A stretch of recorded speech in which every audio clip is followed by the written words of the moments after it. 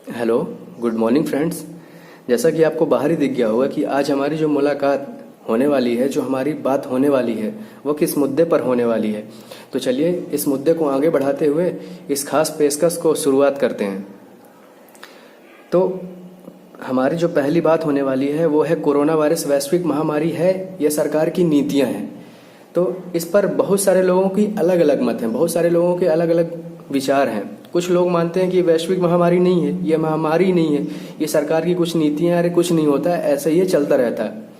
मगर मेरा आपसे एक विनम्र निवेदन है कि सरकार की नज़र में आप सिर्फ एक संख्या है, मगर अपने परिवार के लिए आप एक महत्वपूर्ण सदस्य हैं। इसलिए मेरा आप लोगों से हाथ जोड़कर विनम्र निवेदन है कि जब भी आप कभी बाहर जाएं तो मास्क लगाएं, गमछा लगाएं या स्कार्फ बांध के जाएं, और जब कभी भी घर आएं तो हाथों को धुलें, साबुन से धुलें, हाथ को सैनिटाइज करें, है ना। और लोगों से हाथ मिलाने की बजाय प्रणाम नमस्ते करें। और सरकार ने भी ऐसा कहा है, मगर लोग मान नहीं रहे हैं। शायद मेरे वीडियो के थ्रू लोग इस बात को माने। तो चलिए स्टार्ट करते हैं। तो दूसरी बात यह है कि कुछ लोग ये बोल रहे हैं कि ये कोरोना वायरस जो है भारत में मुस्लिम लोग फैला रहे हैं, मुस्लिम लोगों की देन है, मुस्लिम लोग इसको बढ़ावा दे रहे हैं। तो मेरा ऐसा मानना नहीं है। पहली बात तो आप ये याद रखिए कि आप चाहे मुस्लिम हैं, हिंदू हैं या वैष्णव हैं, यदि आप एजुकेशन 95 के यूट्यूब चैनल से जुड़े हैं तो कभी भी किसी धर्म की निंदा नहीं करेंगे। क्योंकि मेरे दोस्त, धर्म कभी गलत नहीं होता, वह धर्म हमें कभी गलत सिखाता भी नहीं है। धर्म को लोग गलत बना देते हैं, धर्म के संस्कारों को लोग गलत ठहरा भी देते हैं। वाकई में धर्म कभी गलत हुआ ही नहीं है। जब कभी आप किसी धर्म की किताबें पढ़ेंगे तो मूल किताबों में लिखी बातों को, मूल किताबों में लिखे वाक्यों का अर्थ जानेंगे आप, तो आपको क्या पता चलेगा? आपको पता चलेगा कि धर्म कभी गलत है ही नहीं। हमारे सामने धर्मों को अलग अलग तरीके से पेश किया जाता है ताकि हमारे मन में उसके प्रति द्वेष बना रहे, ईर्ष्या बनी रहे। और ऐसा करने के पीछे हमारे जो पॉलिटिकल मेंबर हैं उनका हाथ होता है। कुछ गंदी विचारधारा वाले व्यक्तियों का भी हाथ होता है इसमें, है ना। लेकिन हम तो पढ़े लिखे लोग हैं, हम इसको कैसे गलत सोच सकते हैं? अगर हम भी उनमें शामिल हो गए मेरे दोस्तों, तो हम में और उन जैसे लोगों में फिर अंतर क्या रह जाएगा? मतलब हम उन्हीं जैसे व्यक्ति हो जाएंगे जैसे वो कूड़ा कचरा करकट वाले लोग हैं, राइट। तो इसलिए मेरा आपसे विनम्र निवेदन है कि आज से किसी धर्म की बुराई नहीं करेंगे, आज से किसी भी धर्म की निंदा नहीं करेंगे, हर धर्म को समान भाव देंगे ताकि समाज में आप अच्छे व्यक्ति के रूप में उभर पाएं। क्योंकि ये देश किसी एक व्यक्ति का नहीं है मेरे दोस्त, ये देश बहुत सारे संप्रदाय के लोगों का है। इसीलिए तो कहा जाता है भारत जैसे देश में एकता में भी अनेकता है। अर्थात अनेक धर्म के लोग होने के बावजूद इतनी एकता कैसे, ये देखने के लिए आज पूरा विश्व पागल सा है कि भारत में इतने संप्रदाय के लोग रह रहे हैं तब भी इतनी एकता कैसे है। आपने विनोबा भावे जी का नाम सुना होगा। हमारे ग्रंथ में उन्होंने लिखा है कि वासुदेव कुटुंबकम, अर्थात संपूर्ण समाज एक परिवार है, यहाँ कोई विभाजन नहीं है। इसलिए मेरा आपसे विनम्र निवेदन है कि ये जो आप सोच रहे हैं कि ये मुस्लिमों ने फैलाया है या मुस्लिमों की दीन है, ऐसा कुछ नहीं है ना। आपको सोशल डिस्टेंसिंग मेंटेन करना है, मास्क लगाना है और हाथ टाइम टू टाइम पे धुलते रहना है। तो चलिए इस विषय को, इस मुद्दे को स्टार्ट करते हैं। देखिए 31 दिसंबर 2019 की बात है, तकरीबन आज से 8-9 महीने पहले की। 31 दिसंबर 2019 को चीन में एक प्रांत है, चीन में एक क्या है, स्टेट है। जैसे मध्य प्रदेश एक स्टेट है, उत्तर प्रदेश एक स्टेट है, तो चीन में एक प्रांत है हुबई। तो हुबई प्रांत के वुहान शहर से एक अज्ञात वायरस निकला। अब यह अज्ञात वायरस जैसे निकला तो चीन ने WHO से कहा कि हमारे यहाँ पे निमोनिया नाम की जो बीमारी है वो क्या है, उभर रही है।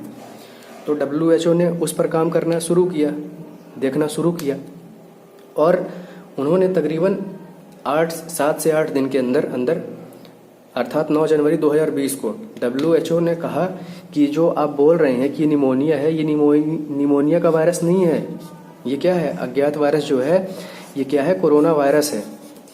अब ये कोरोना वायरस नाम किसने दिया? कोरोना वायरस नाम दिया चीन के शोधकर्ताओं ने। किसने दिया? चीन के शोधकर्ताओं ने। अब चीन में ही एक डॉक्टर साहब थे, डॉक्टर टेड्रोस, क्या नाम था उनका, डॉक्टर टेड्रोस। तो डॉक्टर टेड्रोस ने कहा कि जो वायरस है, इस वायरस का नाम है novel corona virus 2019, novel corona virus 2019। परंतु लगभग 7 से 8 दिन के उपरांत फिर से 11 फरवरी 2020 को इसका नाम सार्स कोव 2 रखा गया, सार्स कोव 2 रखा गया। और इन्हीं दोनों वायरस से जो बीमारी उभर कर आई उसको नाम दिया गया कोविड-19। आशा करता हूँ ये बीमारी का नाम और इस वायरस का नाम आपको पूरी तरह से क्लियर हो गया होगा। अब कोविड-19 का फुल फॉर्म क्या है, corona virus disease, corona virus disease 19 इसलिए क्योंकि 19 में भी वायरस उभर कर आया था और कोरोना वायरस नाम से ये बीमारी है, इसलिए इसका नाम कोरोना वायरस डिसीज रखा गया। अब इस वायरस का नाम सार्स कोव 2 क्यों रखा गया, इस बीमार, तो ये भी एक विशेष मुद्दा है, इसको भी जानना जरूरी है। तो देखिए, इसका नाम सार्स कोव 2 रखा गया क्योंकि ये बीमारी भूतकाल में, अतीत में सार्स महामारी एक फैली थी चीन में, उसके कहा गया कि ये उसका आनुवांशिक रूप है ना, कहीं ना कहीं उसी से रिलेटेड है, इसलिए इसका नाम, इस वायरस का नाम सार्स कोव 2 रखा गया, राइट। अब अगर भारत की बात की जाए तो भारत में सबसे पहला केस जो आया वो आया 30 जनवरी 2020 को, 30 जनवरी 2020 को केरल राज्य में कोविड-19 के प्रथम रोगी की पुष्टि हुई, केरल राज्य में प्रथम रोगी की पुष्टि हुई। और अगर मृत्यु की बात की जाए तो कर्नाटक के कुलबर्गी में पहली मृत्यु देखने को मिली। अब भारत को जब पता चला कि ये बीमारी मतलब बड़े लेवल पे फैल सकती है तो भारत ने इस पर काम करना शुरू किया, धीरे धीरे काम करना शुरू किया और भारत सरकार ने इस पर तालाबंदी भी की, देश में तालाबंदी भी की, है ना, आप घर से बाहर नहीं निकल सकते हो। लोगों ने उसका बहुत अच्छे तरीके से पालन किया है, राइट।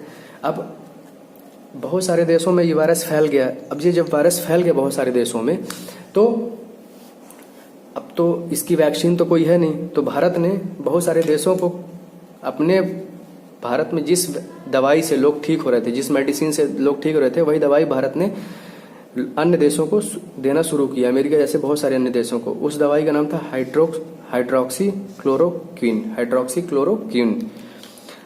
तो इस दवाई को देना स्टार्ट किया और कहीं ना कहीं आज अगर बात की जाए तो कोरोना वायरस के जितने भी केस मिल रहे हैं 1 लाख, है ना, भारत जैसे देश में, तो लगभग 90,000 या 80,000 लोग रिकवर भी हो रहे हैं। तो कहीं ना कहीं मेरे हिसाब से इस दवा का उस रिकवरी रेट पर बहुत ही बड़ा हाथ है, ठीक है। अब कोरोना वायरस जो है वो 7 तरीका के कोरोना वायरस की पहचान की गई है। कितने तरीके की? 7 तरीके की, लगभग 7 तरीके के कोरोना वायरस की पहचान की गई है। ये करंट का मुद्दा है, इसलिए आप लोग को ये जानना जरूरी है। तो उनमें से 4 कोरोना वायरस जो हैं वो तो है सामान्य कोरोना वायरस, और जो 3 और हैं वो अन्य मानव कोरोना वायरस हैं। तो इनके बारे में चलिए नाम जान लेते हैं। पहले का नाम है सामान्य कोरोना वायरस के तहत 229E, दूसरे का नाम है NL63, तीसरे का नाम है OC43 और चौथे का नाम है HKU1, ठीक। अब जो मानव में कोरोना वायरस फैल रहा है वो 3 प्रकार का है। पहला है मार्स कोव 1, दूसरा है सार्स कोव 1 और तीसरा है सार्स कोव 2। ये सार्स कोव 2 है, यही वैश्विक महामारी का रूप लिया हुआ है, ठीक है। तो सार्स कोव 2, तो ये बातें आपको अच्छी तरीके से क्लियर हो गई होंगी। अब चलिए जानते हैं कि भारत में जो 3 टेस्ट हो रहे हैं, मतलब कोविड-19 के जो टेस्ट हो रहे हैं वो कौन कौन से हैं। तो जो भारत में पहला टेस्ट है वो है PT-PCR, दूसरा है ट्रूनेट और तीसरा है CBNet। जो CBNet है वो टीबी की जांच हेतु है, मगर भारत सरकार ने कहा है कि इससे एक अच्छे परिणाम मिल सकते हैं कोविड-19 के, तो भारत सरकार ने इस जांच को कोविड-19 में अच्छी तरीके से प्रयोग कर रही है। और 2 ये टेस्ट है। पहला टेस्ट है रैपिड एंटीबॉडी टेस्ट। अब इस टेस्ट में होता क्या है? इस टेस्ट में होता यह है कि व्यक्ति का ब्लड सैंपल लिया जाता है, और व्यक्ति का जो ब्लड सैंपल होता है, ब्लड सैंपल लेने के बाद, अब ब्लड सैंपल है तो उसके खिलाफ क्या होंगी, कुछ एंटीबॉडी होंगी। तो उस एंटीबॉडी से पता लगाएंगे कि व्यक्ति संक्रामित है कि नहीं है, तो पता चल जाएगा। किससे? रैपिड एंटीबॉडी टेस्ट से, ब्लड से। यहाँ पे आपको ये याद रखना है कि जो रैपिड एंटीबॉडी टेस्ट है उसमें ब्लड सैंपलिंग यूज होती है। क्या? Blood sample. और दूसरा है रैपिड एंटीजन टेस्ट। इसमें क्या होता है? रैपिड एंटीजन टेस्ट में ये होता है कि जैसे व्यक्ति को सर्दी हुई या जुकाम हुआ या बलगम है बॉडी गले में, तो वो बलगम जैसे ही व्यक्ति का बाहर निकलेगा तो उस बलगम में वायरस होगा, और वो वायरस को कौन कौन से प्रोटीन चाहिए होते हैं। अगर वो प्रोटीन है उस वायरस में तो पता चल जाएगा कोरोना वायरस है कि नहीं। तो यहाँ पे याद रखने की बात यह है कि रैपिड एंटीजन टेस्ट में बलगम का यूज होता है और रैपिड एंटीबॉडी टेस्ट में क्या यूज होता है? ब्लड का। और सीबी नेट किसकी जांच है? टीबी की, मगर भारत सरकार किस यूज कर रही है? कोविड-19 को चेक करने के लिए। ठीक है, अब बस 5 मिनट और रह गया। कुछ योजनाएं हैं और जो मतलब केंद्र सरकार की भी हैं और राज्य सरकार की भी हैं, है ना। कोरोना वायरस को कहीं ना कहीं रोकने के लिए भारत सरकार ने कुछ योजनाएं बनाई हैं, हर राज्यों ने अलग अलग योजनाएं बनाई हैं।